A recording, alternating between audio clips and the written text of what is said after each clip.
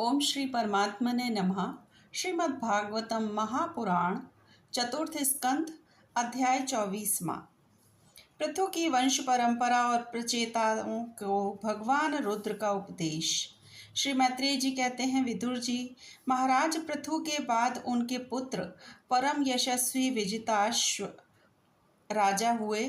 उनका अपने छोटे भाइयों पर बड़ा स्नेह था, इसलिए उन्होंने चारों को एक एक दिशा का अधिकार सौंप दिया। राजा विजिताश्व ने हर्यक्ष को पूर्व, धूम्रकेश को दक्षिण, वृक को पश्चिम और द्रविण को उत्तर दिशा का राज्य दिया। उन्होंने इंद्र से अंतर्ध्यान होने की शक्ति प्राप्त की थी, इसलिए उन्हें अंतर्ध्यान भी कहते थे।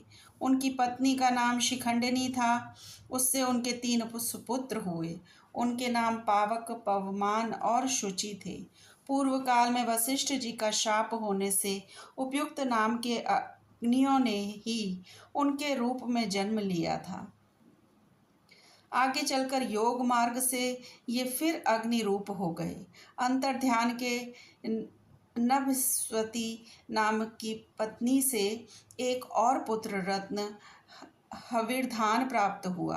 महाराज अंतर्ध्यान बड़े उदार पुरुष के थे।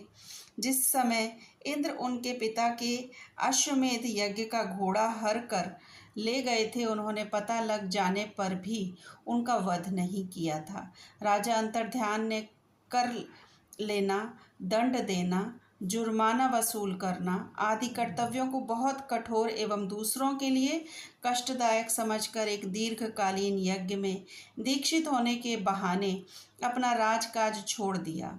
यज्ञ कार्य में लगे रहने पर भी उन आत्मज्ञानी राजा ने भक्त भयभंजन पूर्णतम परमात्मा की आराधना करके सुदृढ़ समाधि के द्वारा भगवान के दिव्य लोक को प्राप्त किया। विदुर जी, हविर्धान की पत्नी हविर्धानी ने बहिर्षद, गय, शुक्ल, कृष्ण, सत्य और जितव्रत नाम के 6 पुत्र पैदा किए। कुरुश्रेष्ठ विदुर जी, इनमें हविर्धान के पुत्र महाभाग बहर्षित ज्ञाति कर्म कांड और योगाभ्यास में कुशल थे। उन्होंने प्रजापति का पद प्राप्त किया। उन्होंने एक स्थान के बाद दूसरे स्थान में लगातार इतने यज्ञ किए कि यह सारी भूमि पूर्व की ओर अग्रभाग करके फैलाए हुए कुशों से पट गई थी। इसी से आगे चलकर वे प्राचीन नरबही नाम से विख्यात हुए। राजा प्राचीन बहिर ने ब्रह्मा जी के कहने से समुद्र की कन्या शतद्रुति से विवाह किया था। सर्वांग सुंदरी किशोरी शतद्रुति सुंदर वस्त्राभूषणों से सज धज कर विवाह मंडप में जब भांवर देने के लिए घूमने लगी, तब स्वयं अग्निदेव भी मोहित होकर उसे वैसे ही चाहने लगे जैसे शुकी को चाहा था।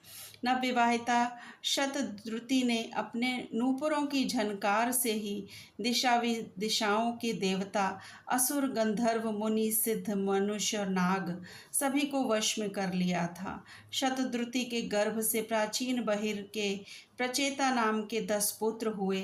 वे सब बड़े ही धर्मज्ञ तथा एक से नाम और आचरण वाले थे।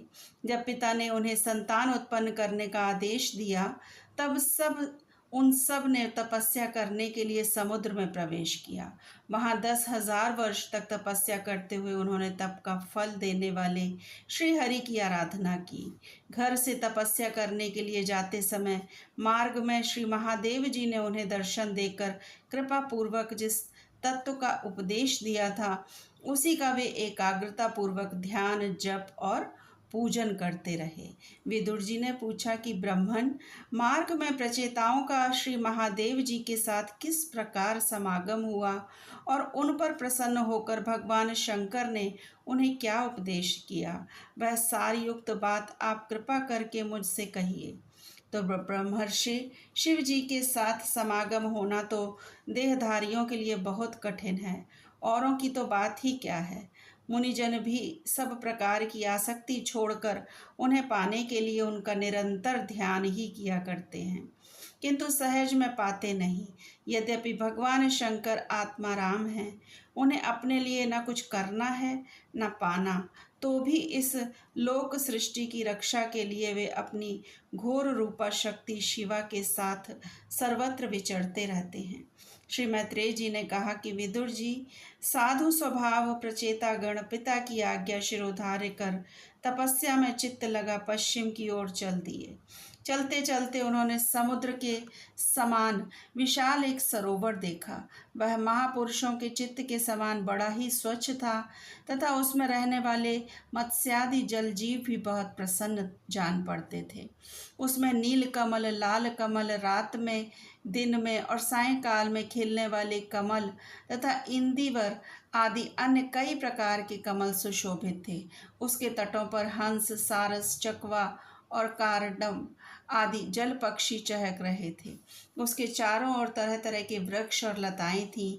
उन पर मतवाले भौरे गूंज रहे थे। उनकी मधुर ध्वनि से हर्षित होकर मानो उन्हें रोमांच हो रहा था।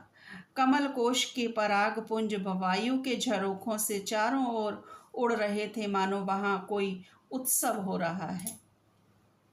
वहां मृदंग, पणव आदि बाजों के साथ अनेकों दिव्य राग रागनियों के क्रम से गायन की मधुर ध्वनि सुनकर उन राजकुमारों को बड़ा आश्चर्य हुआ।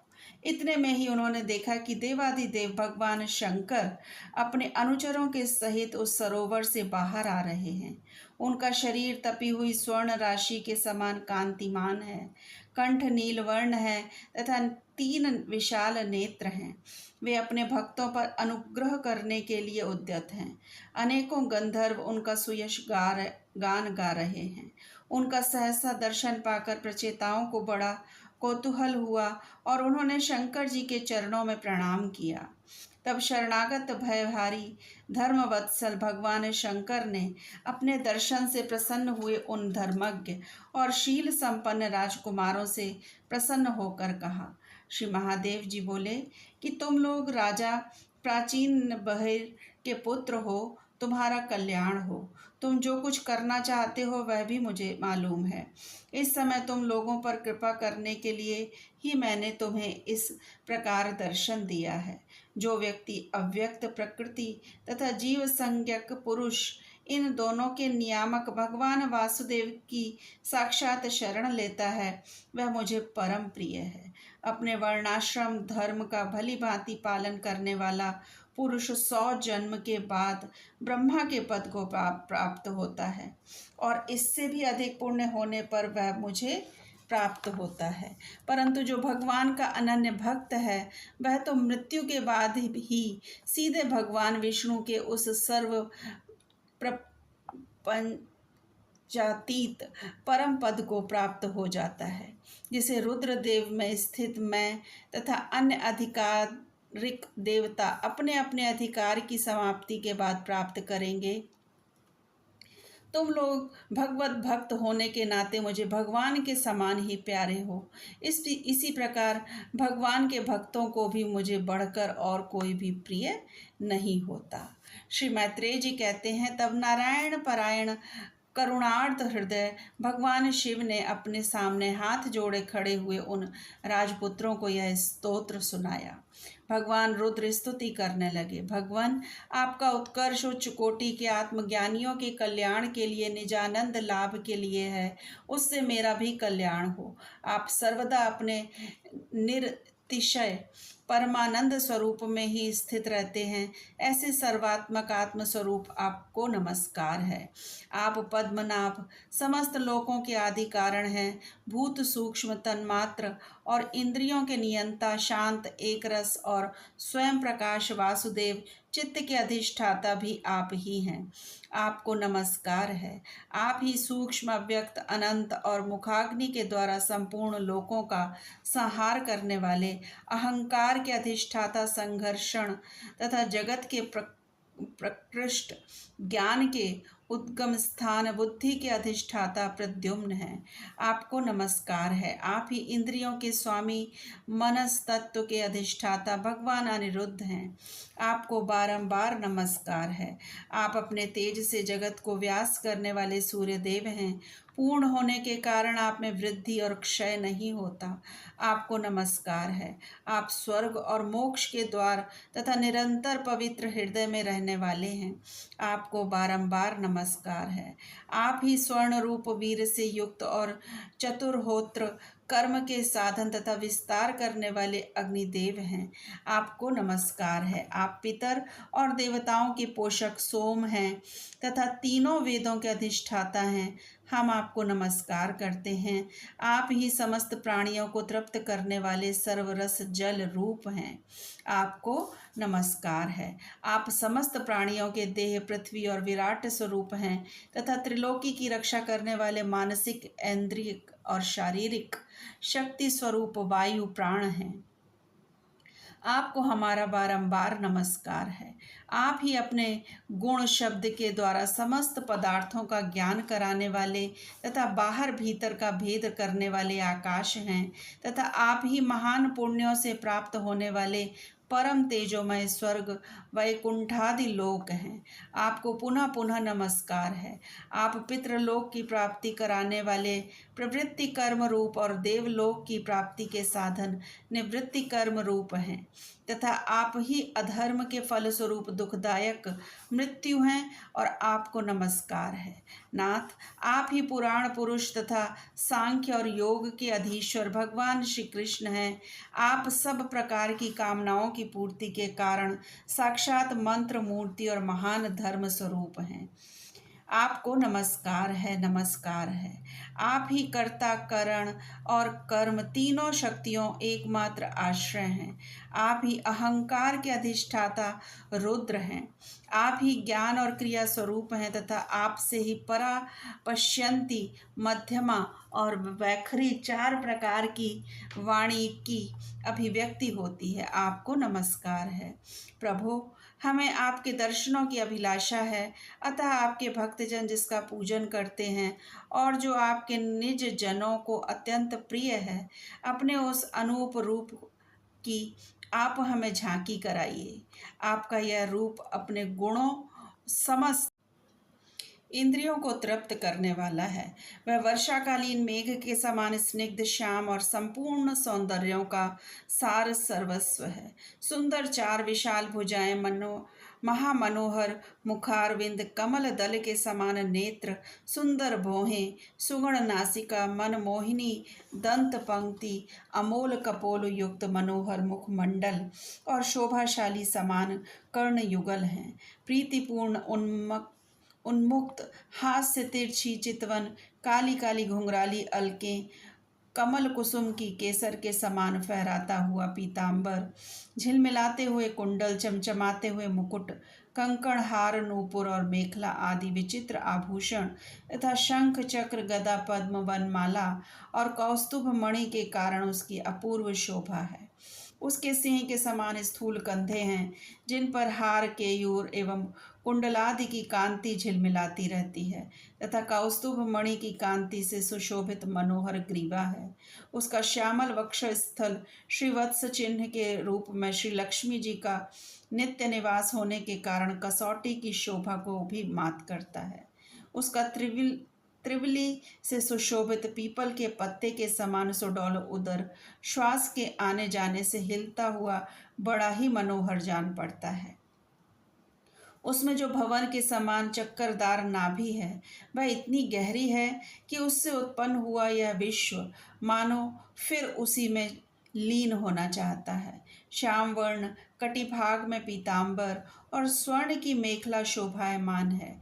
समान और सुंदर चरण, पिंडली, जांग और घुटनों के कारण आपका दिव्य विग्रह बड़ा ही सुघड़ जान पड़ता है। आपके चरण कमलों की शोभा शरद ऋतु के कमल दंड की कांति का भी तिरस्कार करती है। उनके नखों से जो प्रकाश निकलता है वह जीवों के हृदयांधकार को तत्काल नष्ट कर देता है। हमें आप कृपा करके भक्तों के भयहारी एवं आश्रय स्वरूप उसी रूप का दर्शन कराइए। जगत गुरु, हम अज्ञानावृत प्राणियों को अपनी प्राप्ति का मार्ग बतलाने वाले आप ही हमारे गुरु हैं। प्रभु, चित्त शुद्धि की अभिलाषा रखने वाले पुरुष को आपके इस रूप का निरंतर ध्यान करना चाहिए। इसकी भक्ति ही स्वधर्म का पालन करने वाले पुरुष को अभय करने वाली है। स्वर्ग का शासन करने वाला इंद्र भी आपको ही पाना चाहता है तथा विशुद्ध आत्मज्ञानियों की गति भी आप ही हैं। इस प्रकार आप सभी देहधारियों के लिए अत्यंत दुर्लभ हैं। केवल भक्तिमान पुरुष ही आपको पा सकते हैं। सत्पुरुषों के लिए भी दुर्लभ अनन्य भक्ति से भगवान को प्रसन्न करके, जिनकी प्रसन्नता किसी अन्य साधना से दुस्साध्य है, ऐसा कौन होगा जो उनके चरण तल के अतिरिक्त और कुछ चाहेगा।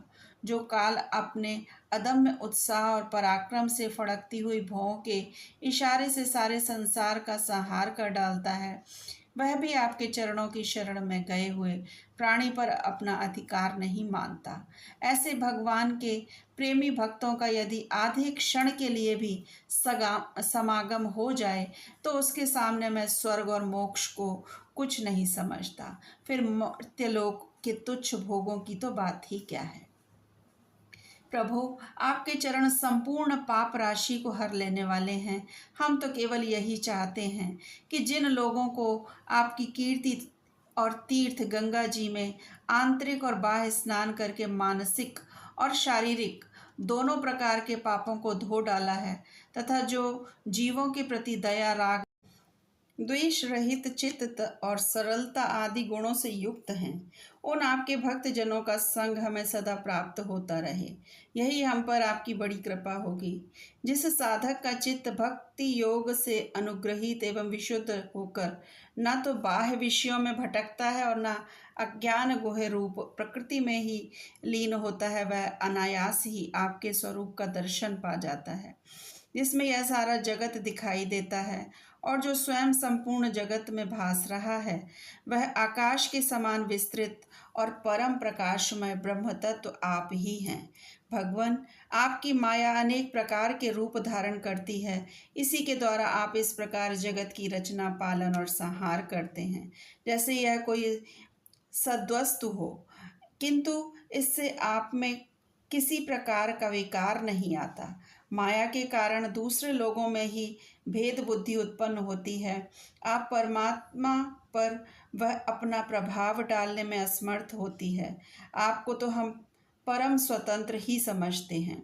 आपका स्वरूप पंचभूत, इंद्रिय और अंतःकरण के प्रेरक रूप से उपलक्षित होता है। जो कर्मयोगी पुरुष सिद्धि प्राप्त करने के लिए तरह तरह के कर्मों द्वारा आपके इस सगुण साकार स्वरूप का श्रद्धापूर्वक भली भांति पूजन करते हैं, वे ही वेद और शास्त्रों के सच्चे मर्मज्ञ हैं। प्रभु, आप ही अद्वितीय आदि पुरुष हैं। सृष्टि के पूर्व आपकी माया शक्ति सोई रहती है, फिर उसी के द्वारा सत्व, रज और तम रूप गुणों का भेद होता है और इसके बाद उन्हीं गुणों से महतत्व, अहंकार, आकाश, वायु, अग्नि, जल, पृथ्वी, देवता, ऋषि और समस्त प्राणियों से युक्त इस जगत की उत्पत्ति होती है।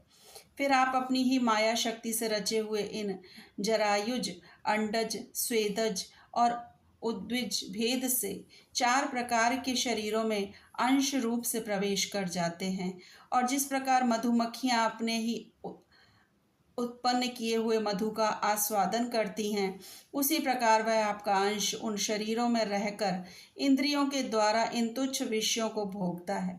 आपके उस अंश को ही पुरुष या जीव कहते हैं। प्रभु, आपका तत्व ज्ञान प्रत्यक्ष से नहीं, अनुमान से होता है। प्रलय काल उपस्थित होने पर काल स्वरूप आप ही अपने प्रचंड एवं असह्य वेग से पृथ्वी आदि भूतों को अन्य भूतों से विचलित कराकर समस्त लोकों का संहार कर देते हैं। जैसे वायु अपने असहनीय एवं प्रचंड झोंकों से मेघों के द्वारा ही मेघों को तितर बितर करके नष्ट कर डालती है। भगवान, यह मोहग्रस्त जीव प्रमादवश हर समय इसी चिंता में रहता है कि अमुक कार्य करना है, इसका लोभ बढ़ गया है और इसे विषयों की ही लालसा बनी रहती है, किंतु आप सदा ही सजग रहते हैं। भूख से जीव लपलपाता हुआ सर्प जैसे चूहे को चट कर जाता है, उसी प्रकार आप अपने काल स्वरूप से उसे सहसा लील जाते हैं। आपकी अवहेलना करने के कारण अपनी आयु को व्यर्थ मानने वाला ऐसा कौन विद्वान होगा जो आपके चरण कमलों को विसारेगा। इनकी पूजा तो काल की आशंका से ही हमारे पिता ब्रह्मा जी और स्वयंभू आदि 14 मनुओं ने भी बिना कोई विचार किए केवल श्रद्धा से ही की थी। ब्रह्मन, इस प्रकार सारा जगत रुद्र रूप काल के भय से व्याकुल है। अतः परमात्मन, इस तत्व को जानने वाले हम लोगों के तो इस समय आप ही सर्वथा भय शून्य आश्रय हैं। राजकुमारों, तुम लोग विशुद्ध भाव से स्वधर्म का आचरण करते हुए भगवान में चित्त लगाकर मेरे कहे हुए इस स्तोत्र का जप करते रहो। भगवान तुम्हारा मंगल करेंगे। तुम अपने अंतःकरण में स्थित उन सर्वभूतांतर्यामी परमात्मा श्री हरि का ही बार बार स्तवन और चिंतन करते हुए पूजन करो। मैंने तुम्हें यह योगादेश नाम का स्तोत्र सुनाया है। तुम लोग इसे अब मन से धारण कर मुनिव्रत का आचरण करते हुए इसका एकाग्रता से आदर पूर्वक अभ्यास करो। यह स्तोत्र पूर्व काल में जगत विस्तार के इच्छुक प्रजापतियों के पति भगवान ब्रह्मा जी ने प्रजा उत्पन्न करने की इच्छा वाले हम भृगु आदि अपने पुत्रों को सुनाया था। जब हम प्रजापतियों को प्रजा का विस्तार करने की आज्ञा हुई, तब इसी के द्वारा हमने अपना अज्ञान निवृत्त करके अनेक प्रकार की प्रजा उत्पन्न की थी। अब भी जो भगवत परायण पुरुष इसका एकाग्र चित्त से नित्य प्रति जप करेगा, उसका शीघ्र ही कल्याण हो जाएगा। इस लोक में सब प्रकार के कल्याण साधनों में मोक्षदायक ज्ञान ही सबसे श्रेष्ठ है। ज्ञान नौका पर चढ़ा हुआ पुरुष अनायास ही इस दुस्तर संसार सागर को पार कर लेता है। यद्यपि भगवान की आराधना बहुत कठिन है, किंतु मेरे कहे हुए इस स्तोत्र को जो श्रद्धापूर्वक पढ़ेगा या सुनाएगा या सुनेगा, उनकी प्रसन्नता प्राप्त कर लेगा। भगवान ही संपूर्ण कल्याण साधनों के एकमात्र प्यारे प्राप्तव्य हैं। अतः मेरे गाए हुए इस स्तोत्र के गाना से उन्हें प्रसन्न करके वह उनसे जो कुछ चाहेगा तत्काल प्राप्त कर लेगा। जो पुरुष उषः काल में उठकर इसे श्रद्धापूर्वक हाथ जोड़कर सुनता या सुनाता है, वह सब प्रकार के कर्म बंधनों से मुक्त हो जाता है। राजकुमारों, मैंने तुम्हें जो यह परम पुरुष परमात्मा का स्तोत्र सुनाया है, इसे एकाग्र चित्त से जपते हुए तुम महान तपस्या करो और तपस्या पूर्ण होने पर इसी से तुम्हें अभीष्ट फल प्राप्त हो जाएगा। ओम नमो भगवते वासुदेवाय। हरे कृष्ण। श्री कृष्ण अर्पणम अस्तु। हरे कृष्ण।